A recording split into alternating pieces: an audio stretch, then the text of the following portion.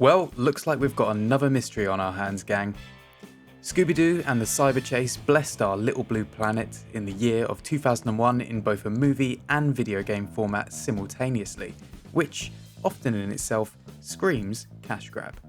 Yet, we, as responsible and dedicated patrons to the cause of reviewing and analysing piss-poor video games to a subpar and underappreciative audience, have a moral duty to take Scooby Doo and the Cyber Chase into our cold, loathing embrace and ask the big and important questions, such as what in the name of all that is holy is wrong with Shaggy's skeletal structure?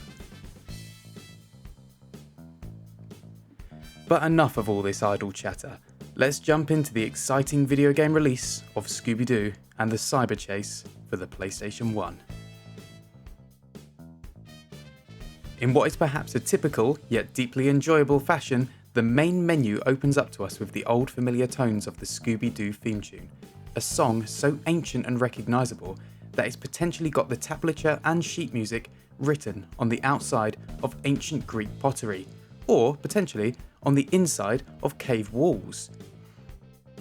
Although it may be comfortable for us to remain on the main menu for the next 25 to 30 minutes and avoid the game entirely, we instead decide to press start and begin our descent into delirium.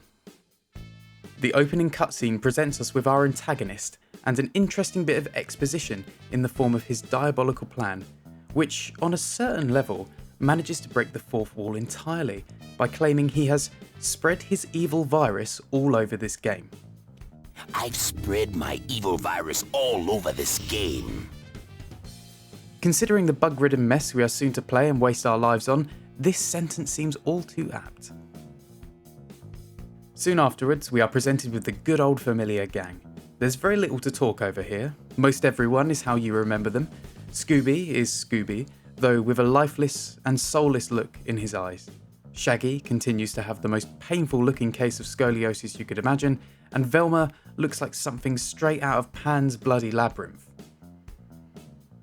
So, after a short chat with our special chums, we are thrust into the hub world of the game, where we are presented with a series of levels that await us in a completely linear fashion. Though, it's nice of the game to give us the illusion of free choice by presenting us with a series of locked levels. We can't quite put our finger on it, but this hub world seems to remind us of something.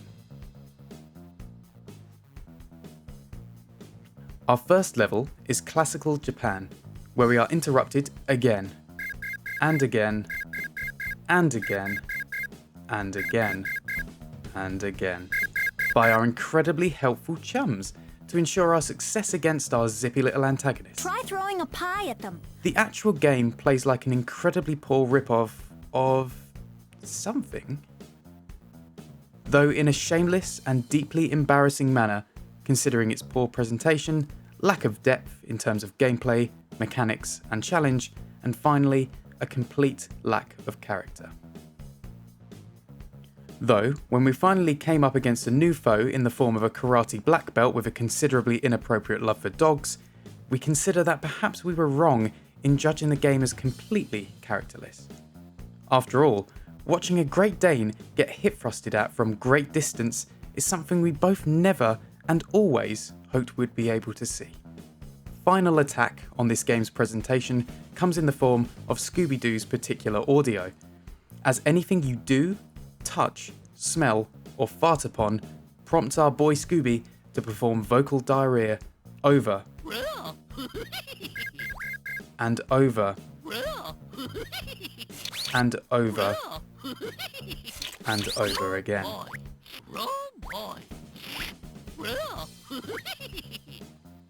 After conquering classical Japan and assassinating a samurai warrior with cream pies, we get our chance to travel to the Roman Colosseum of yore in the trusty boots of Shaggy. Yet, before we head out, we can't help but notice that Shaggy has the skeletal structure you'd imagine from a man in his mid-30s who's eaten nothing but dog food for the past decade. Reaching ancient Rome, we are presented with more of the same, bland, boring, on-rails platforming that pulls no inspiration from us.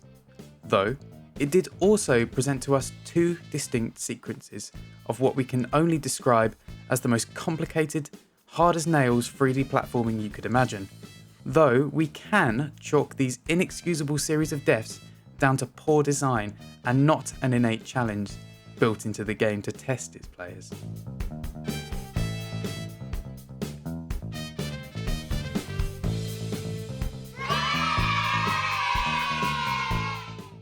They say that imitation is the sincerest form of flattery, and that certainly must have been the angle the developers were banking on when crafting this sloppy mess. With the hub world, platforming dynamics, chase scenes, and even its collectible nature completely ripped from the latest installment of the Crash Bandicoot series at the time, Crash Bandicoot 3 Warped, which was developed a whole 3 years earlier in the heady year of 1998.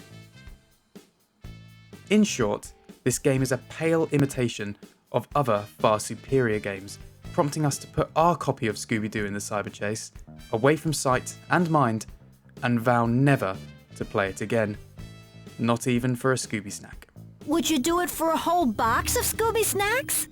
Thank you so much for watching. Please like the video, subscribe to our channel, and consider heading over to our Patreon so we can continue crucifying terrible video games for many years to come.